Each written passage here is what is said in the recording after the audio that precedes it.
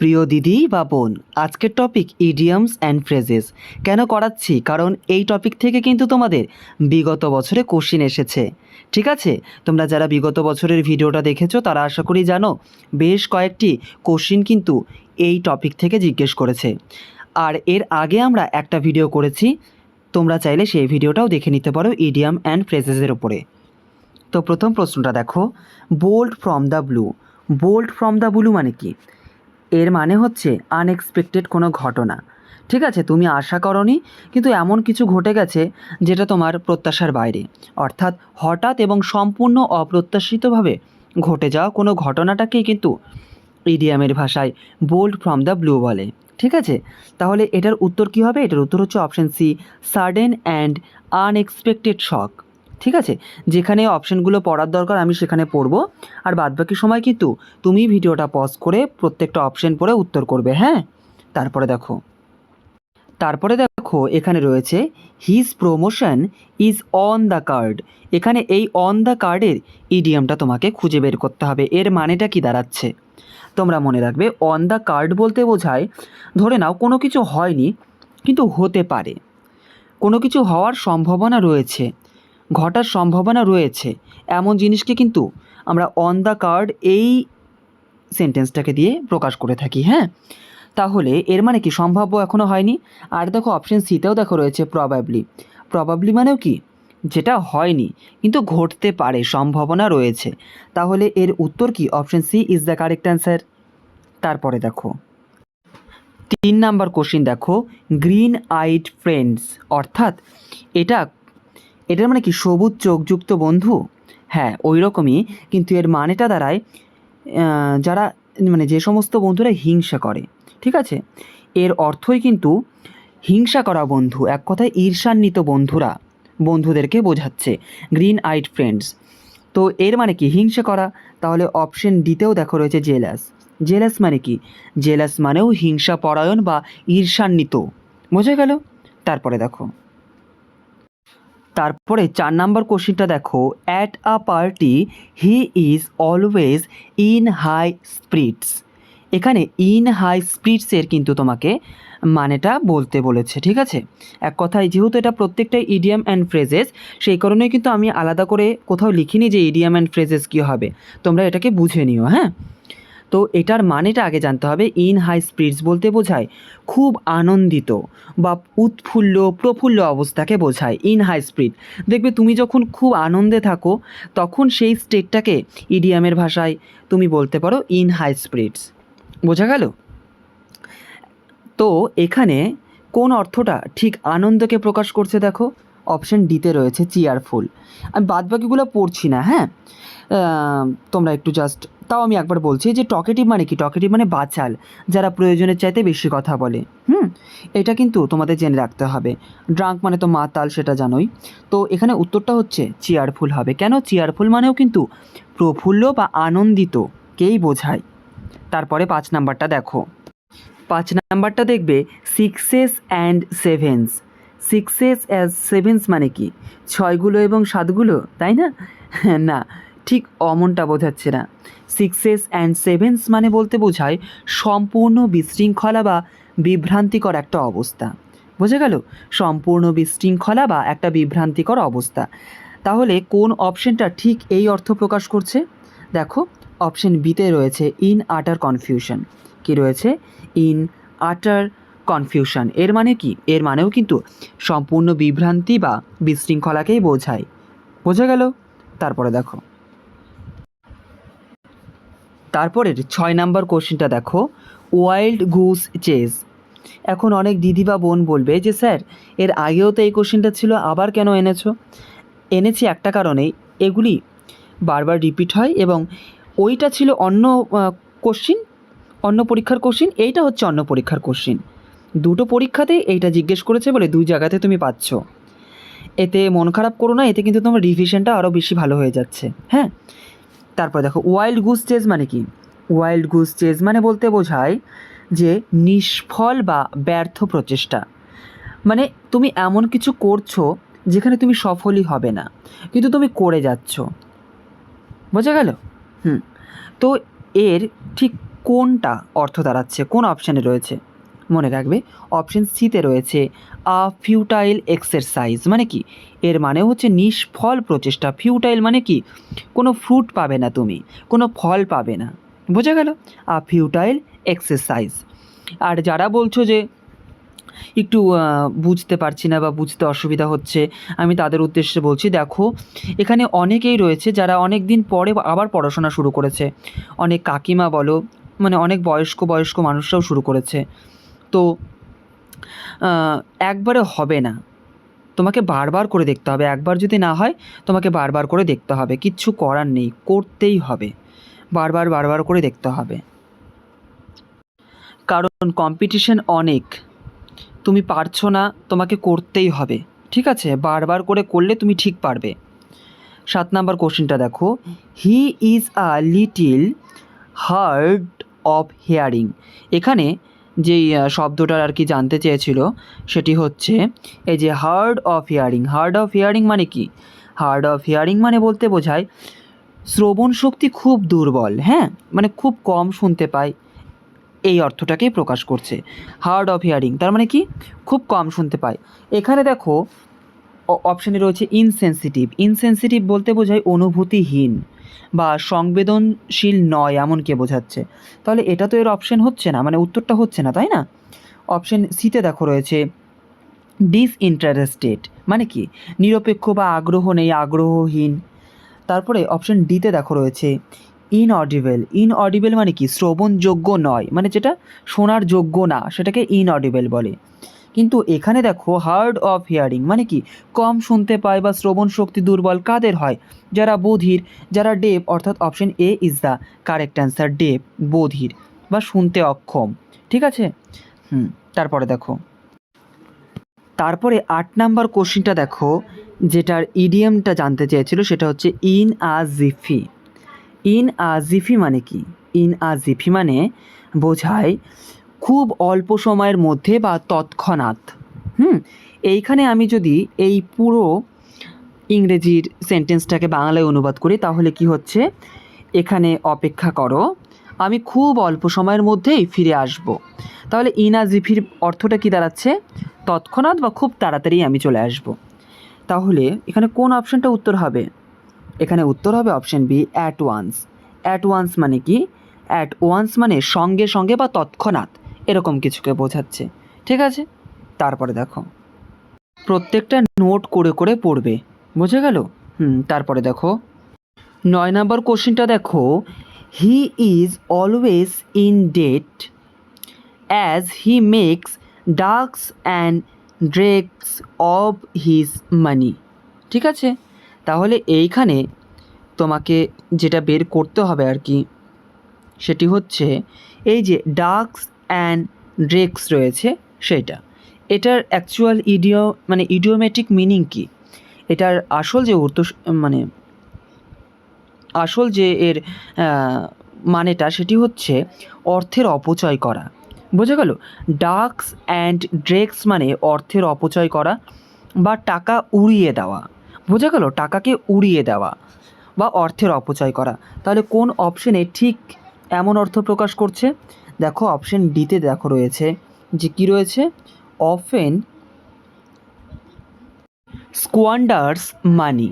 Often স্কোয়ান্ডার্স মানি এর মানে কি প্রায় টাকা অপচয় করাকেই বোঝায়, ঠিক আছে? তো এর অর্থটাও কিন্তু সে টাকা অপচয় করাকেই বোঝায়। তাহলে option D is the correct answer. তারপরে 10 নাম্বার কোশ্চেনটি দেখো কি রয়েছে, the old lady was murdered in cold blood. Sorry, এইখানে আমি উত্তরটাকেই পুরোপুরি ফিল ইন দ্য ব্ল্যাঙ্কস করে দিয়েছি, হ্যাঁ? তোমরা মনে রাখবে কোল্ডের পরে ব্লাড আসবে। কেন ব্লাড আসবে? কারণ দেখো এখানে বৃদ্ধা মহিলাকে নির্মমভাবে হত্যা করা হয়েছিল। এর মানেটা যদি আমি পুরো করি না তাহলে এর মানেটা ঠিক এইটাই দাঁড়াচ্ছে। আর এখানে কোল্ড ছিল, হ্যাঁ, পরীক্ষায় যে আসল যে প্রশ্নপত্রটা ছিল সেখানে কোল্ড দিয়ে ফিল ইন দ্য ব্ল্যাঙ্কস করেছিল যে কোল্ডের পরে আইস হবে, কোল্ড আইস, কোল্ড ওয়াটার, কোল্ড ব্লাড না কোল্ড মিল্ক। মনে রাখবে কোল্ডের সঙ্গে ব্লাড হবে, কোল্ড ব্লাড একসঙ্গে মিলে এর অর্থ কী দাঁড়ায়, নিষ্ঠুরভাবে বা কোনো আবেগ বা অনুশোচনা ছাড়াই যে হত্যা করাটা হয়েছিল সেটাকে কোল্ড ব্লাড বলা হয়।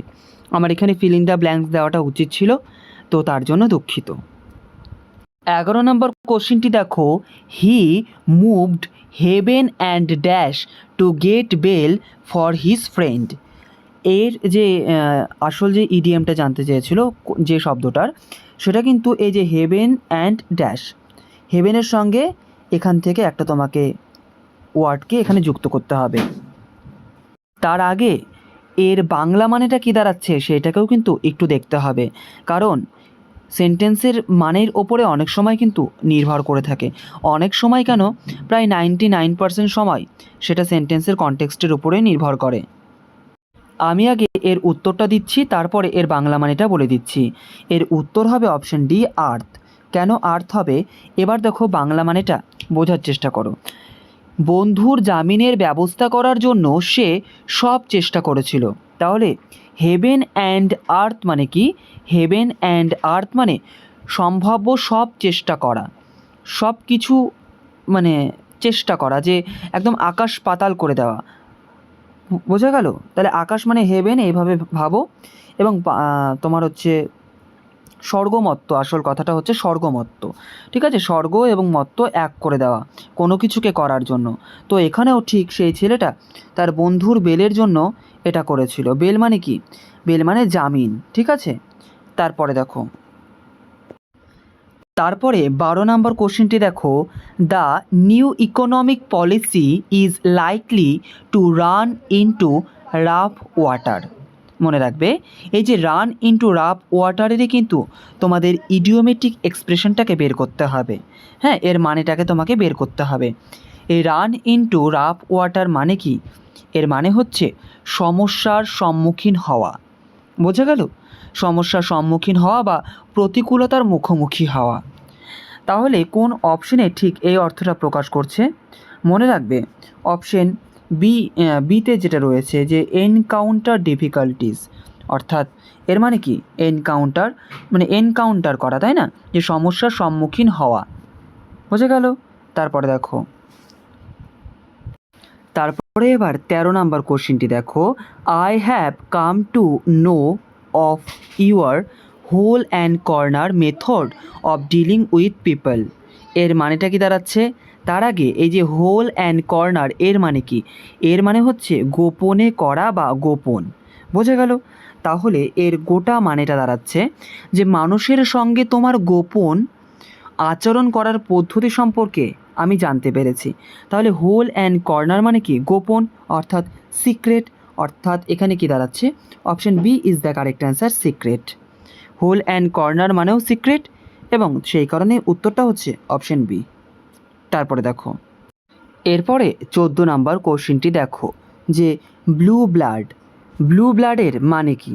মনে রাখবে, ব্লু ব্লাডের মানে হচ্ছে এমন কাউকে বোঝায় যারা অভিজাত বা খুব বড়লোক ফ্যামিলি থেকে, মানে বর্তমান সমাজে যে একটা বড়লোক বলে একটা কথা রয়েছে, যাদের অনেক অর্থ রয়েছে, ঠিক সেই রকম ফ্যামিলির সদস্যদেরকেই বলা হয় কিন্তু ব্লু ব্লাড, বোঝা গেল? অভিজাত বা সম্ভ্রান্ত যে পরিবার তাকে বোঝায়।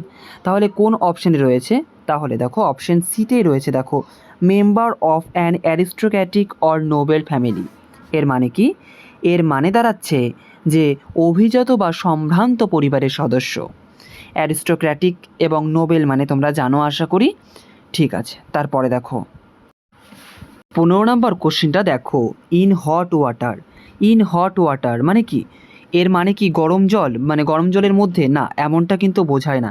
ইডিয়ামে তোমরা সবসময় মাথায় রাখবে, যেটা সেন্টেন্সে লেখা থাকে সেটা কিন্তু হয় না, হ্যাঁ, তার ইনার মিনিং আলাদা থাকে। তো ইন হট ওয়াটার মানে বিপদে বা সমস্যায় পড়া, ঠিক আছে? বিপদে বা সমস্যায় পড়াকে ইডিওমেটিকভাবে আমরা ইন হট ওয়াটার বলতে পারি, ঠিক আছে?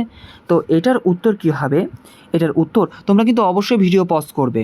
আমি যখনই কোশ্চেনটা ব্যাখ্যা করে ছেড়ে দিচ্ছি, তখনই তোমরা চাইলে ভিডিওটা পজ করে নিজে উত্তর দেবে, তারপরে আমার উত্তরের সঙ্গে মিলিয়ে নেবে। হ্যাঁ, তারপর দেখো, তো এটার উত্তর কি? Water in travels. বাদবাকি অপশানে কিন্তু এই যে ট্রাভেলের অবস্থাটা কিন্তু লেখা নেই।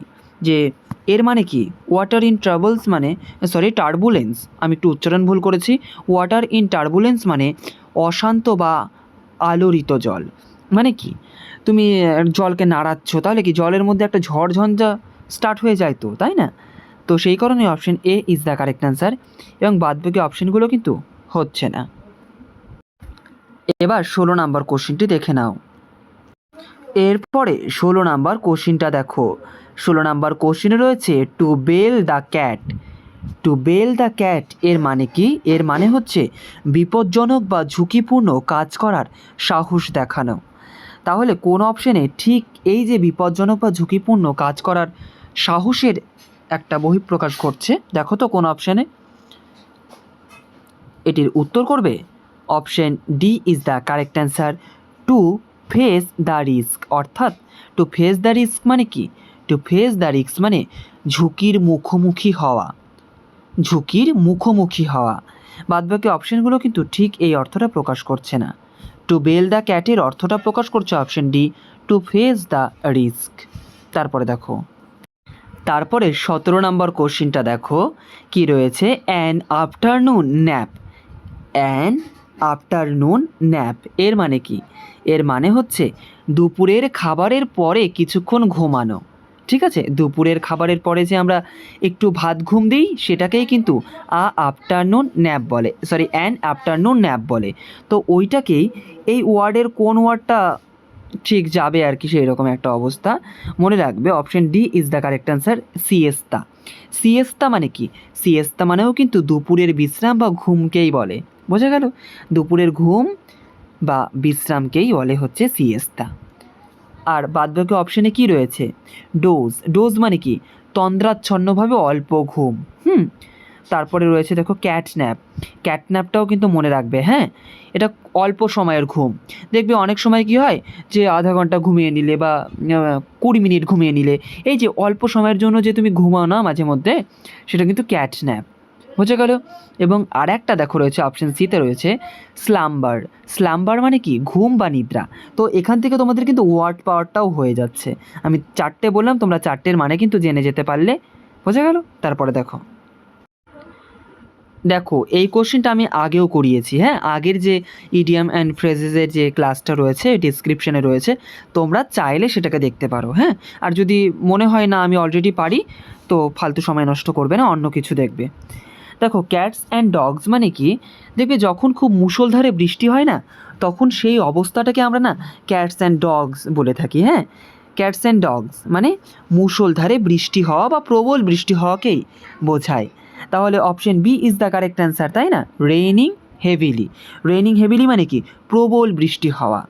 তো এটার উত্তর কিন্তু ওই কুকুর বেড়াল এইরকম কিন্তু ব্যাপারটা না, হ্যাঁ। তো এর আসল যে মিনিং সেটা কিন্তু option B is the correct answer. তারপরে দেখো এবার 19 নাম্বার কোশ্চিনটা দেখো, ফলস ফ্ল্যাট। ফলস ফ্ল্যাট, এবং এই প্রত্যেকটা কোশ্চিন কিন্তু কোনো প্র্যাকটিস থেকে তোলা না, কোনো প্র্যাকটিস সেট থেকে নেওয়া না, প্রত্যেকটাই কিন্তু সরাসরি কোশ্চিন থেকে নেওয়া। কাজেই প্রত্যেকটা কোশ্চিন কিন্তু ইম্পর্টেন্ট, কঠিন লাগলেও ইম্পর্টেন্ট। এর মানেটা কি? এর মানে হচ্ছে প্রত্যাশিত ফল বা প্রভাব সৃষ্টি করতে ব্যর্থ হওয়া। ঠিক আছে, তুমি যেটা আশা করেছিলে সেটা হলো না, কিংবা তুমি ভেবেছিলে হয়তো যে ঠিক এতটা ইফেক্ট ফেলবে একটা, যে কিছুই হলো না সেটা। তুমি ভেবেছো যে এক্সাম্পল হিসেবে বৃষ্টি চলে এসেছে, তাহলে আর স্কুলে যেতে হবে না, কিন্তু দেখলে যে না, বৃষ্টিটা আসার পরেও মায়ের মন গলল না, মা তোমাকে স্কুলে পাঠিয়েই ছাড়লো। মানে ফলস ফ্ল্যাট, প্রভাব সৃষ্টি করতে ব্যর্থ হওয়া, বৃষ্টিটা ঠিক প্রভাব সৃষ্টি করতে পারলো না, এমন। বোঝা গেল? এটা কিন্তু আমি আমার নিজের মতো করে বোঝানোর চেষ্টা করছি, তোমরা কিন্তু অবশ্যই একটু বোঝার চেষ্টা করো। তো এই 19 নাম্বারের উত্তরটা কী হবে? 19 নাম্বারের উত্তরটা হচ্ছে option D, fails to produce the intended effect. মানে কি? মানে প্রত্যাশিত প্রভাব সৃষ্টি করতে ব্যর্থ হওয়া। বোঝা গেল? যতটা ভেবেছিলাম যে প্রভাব সৃষ্টি করতে পারবে, ঠিক ততটা প্রভাব সৃষ্টি করতে পারলো না, এটাকেই বলা হয় ফলস ফ্ল্যাট। তারপরে দেখো 20 নম্বর কোশ্চেন এবং আজকের ভিডিওর শেষ কোশ্চেন। যেমন দেখো ক্রাইড উলফ, ক্রাইড উলফ মানে কি?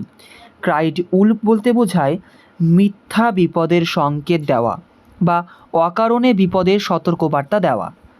ওই যে আগে আমরা ছোট্টবেলায় একটা গল্প পড়তাম না, যে বাঘ এসেছে, বাঘ এসেছে, গিয়ে দেখে আর কেউ বাঘ নেই, এরকম একটা অবস্থা। তো ওইটাকে কিন্তু ক্রাইড উলফ বলা হয়, অর্থাৎ মিথ্যা বিপদের সংকেত দেওয়া। তো এটার উত্তর কী হবে? এটার উত্তর হচ্ছে option B, to give a false alarm, অর্থাৎ অর্থাৎ কি মিথ্যা সতর্কবার্তা দেওয়া। Option B is the correct answer. তো আজকের ভিডিওটা এখানে, যদি কোনো কোশ্চেন সম্পর্কে তোমার কোনো রকম ডাউট থেকে থাকে অবশ্যই কমেন্ট করবে। আর হ্যাঁ, আমি মানছি এই জিনিসগুলো তোমার হয়তো একটু কঠিন লাগতে পারে, তবে তুমি যদি প্রতিনিয়ত দেখতে পারো আশা করছি কাজ হয়ে যাবে, খুব বেশি একটা কঠিন লাগবে না। আর আজকের ক্লাসটা কেমন লাগলো, ভালো না খারাপ, কোন জিনিসগুলো মনে হয়েছে যে আমাকে আরও উন্নত করলে ভালো হতো, সেগুলো অবশ্যই কিন্তু কমেন্টে জানাবে। আর যদি মনে হয় একটা লাইক দিও। ঠিক আছে, রাখছি।